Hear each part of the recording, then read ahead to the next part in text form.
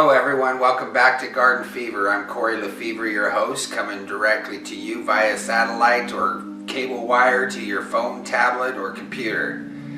We got an exciting episode today. Lots going on in my life, and like always, I'd like to share with you all some of the decisions that I have to make with regards to gardening so that you can foresee things in your own life that may be beneficial. So today, I would like to discuss with you some of the pros and cons with planting into container gardens versus the in-ground gardening.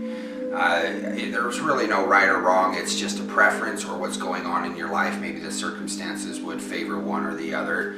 I've never done a video on this, so I thought I'd share that with you because right now I'm thinking about moving out of my own home again. You see, I planted 5 fruit trees and grapevines in my no-dig fence video that I did.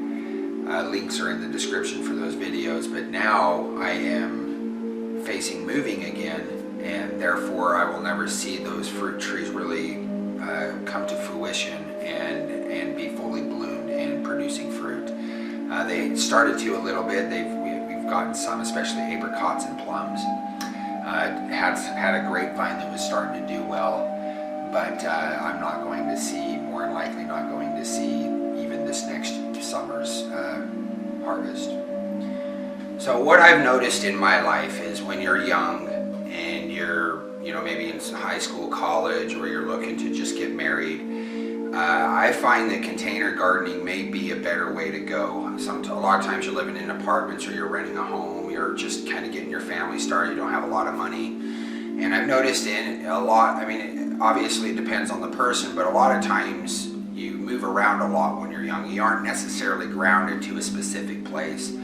So it might not be a bad idea to invest in pots, some good pots and containers, so that when you move, you can actually take your garden with you.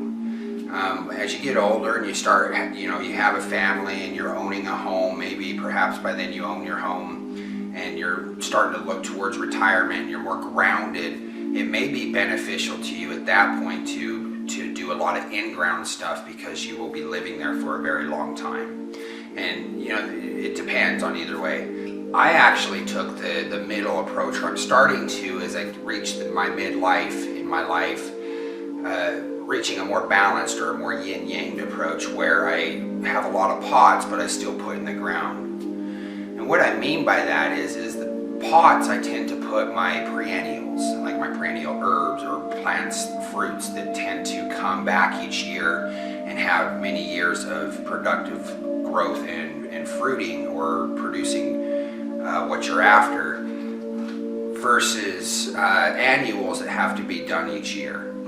And those I tend to put in the ground. So in other words, like the herbs and whatnot, and sunchokes and things like that, I keep them in pots and just to prevent them from getting too woody, or once they get too old, just every so often I'll put a new one within the pot and kind of rotate them there. And that way, whenever I move or if an emergency happens, I can actually take the pots with me, or have the potential to do that, so I don't have to re-buy these and reproduce and regrow these perennials year after year after year.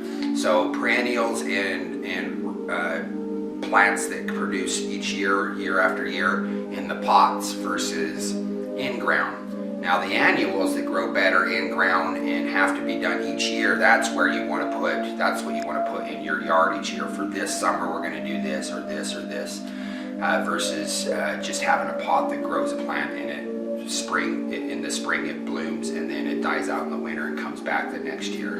Another thing when it comes to pots is you can put them in a place and start to grow the plant, and then let's say as the summer rolls on or spring rolls on, you start to notice the sun move and it changes the conditions, and maybe it's getting a little bit too much sun or a little bit too much shade.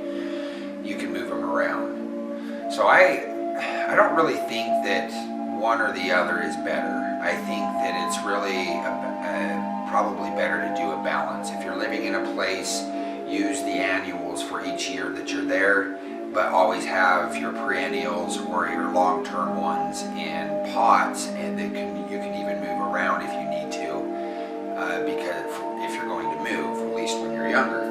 When you're older, you may be able to plant the more permanent things that take years to